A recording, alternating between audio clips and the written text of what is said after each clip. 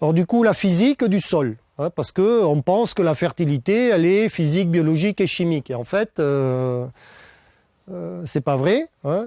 C'est une maison qui produit des éléments minéraux pour les plantes grâce au travail des habitants. C'est vraiment ça. Hein. C'est les habitants, la biologie qui fait tout le job. Alors la physique du sol, qu'est-ce que c'est? En fait, c'est une maison. Et on a comparé à une maison. Pour construire une maison, il me faut des matériaux. Du sable, du gravier, des pierres, des tuiles, des ardoises, de la paille, du bois, du ciment, des plates dérivées, des cols et des outils. D'accord? Ça, c'est pour ma maison. Mais en fait, le sol, on va se rendre compte que c'est exactement pareil. C'est des matériaux, des cols et des outils. Sauf que les outils, c'est des manuels. Hein, ils font ça avec leur bouche et leurs pattes. Hein. Voilà, les petites bébêtes du sol.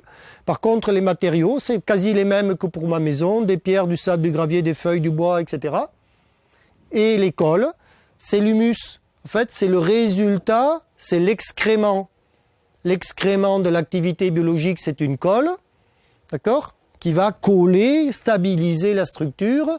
Le plâtre de mon mur, d'accord, c'est la colle, d'accord. Et donc, les individus, ils vont stabiliser le sol avec des colles qui sont, en fait, la matière organique du sol, c'est la colle. Alors ça, c'est surprenant. On se rend compte que les individus du sol, ils vont construire une maison exactement comme la mienne. Moi, je mets du plâtre, eux, ils mettent de la matière organique. Et donc, ça colle. Alors du coup, on peut hiérarchiser. On a de la lumière, une plante, une litière. Dans le sol, on a de la matière organique, des racines, des sables, des graviers, des cailloux, de l'activité biologique. Et voilà comment on pourrait dessiner la maison. Hein, on peut la compartimenter. Hein. Alors, les systèmes classiques vous donnent le triangle des textures, de l'argile, du limon très fin ou du sable et au milieu tout. Bon voilà, alors ça c'est utile à savoir, mais ça ne sert pas à grand-chose. Hein. Globalement, bon, effectivement, j'ai pas tout à fait le même problème ici que là, mais c'est pas très grave. Pourquoi c'est pas grave? Parce que, en fait, on se rend compte que les systèmes végétaux, ils se sont adaptés à toutes les situations sans exception.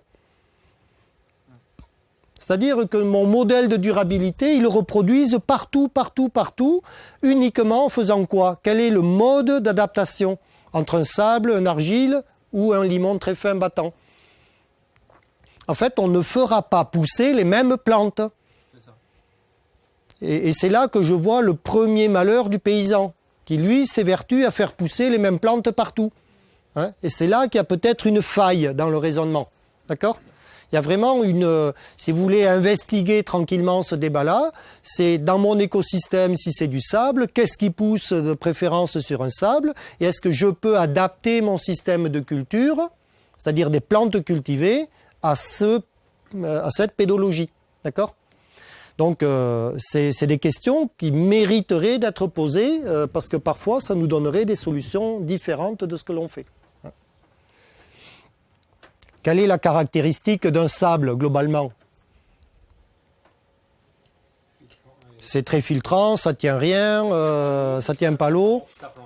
Ça prend l'air, ça pourrait être très chaud. Voilà. Et puis, autre débat, ça se travaille, ok. Mais on veut plus travailler. Les systèmes racinaires peu performants arrivent à rentrer dans le sable, mais dans les argiles, ils vont... Ouais. Et donc, en fait, on a des systèmes végétaux complètement différents parce que finalement, la principale caractéristique de ce sable, dans tout ce qu'on a dit, c'est plutôt acide. On est des pH à 5, 5,5 là-dedans. Hein, parce que c'est roche-mère, c'est de la silice globalement, et donc c'est très acide. Hein.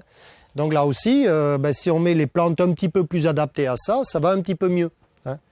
Alors que dans les argiles, on pourrait avoir des pH très élevés parce que l'argile vient en partie de la dégradation du calcium, hein, par l'acide humique, etc. Hein, on produit de l'argile.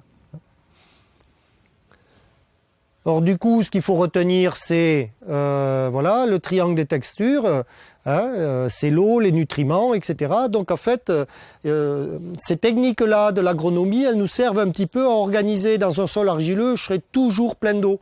Tu sais, C'est de la colle, etc. C'est pas facile à gérer, etc.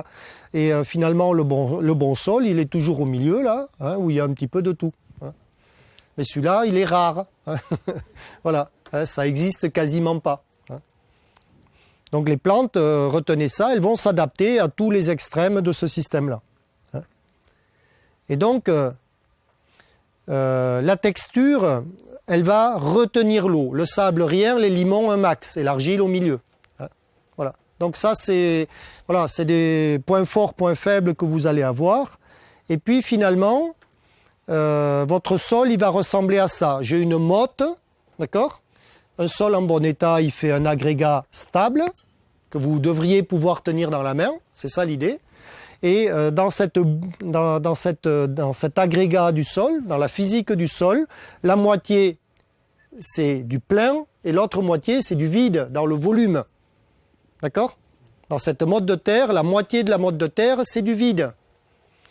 Et le plein, la partie pleine, la partie que je tiens, physique dans la main, c'est du minéral, c'est-à-dire ce qui est dégradé issu de la roche-mère, alors argile, limon, ou l'un ou l'autre, ou le sable, qui est en fait lié avec de la matière organique. Alors idéalement, ce serait 5%. Alors je ne sais pas trop pourquoi 5, mais c'est le chiffre qu'on rencontre dans la bibliographie.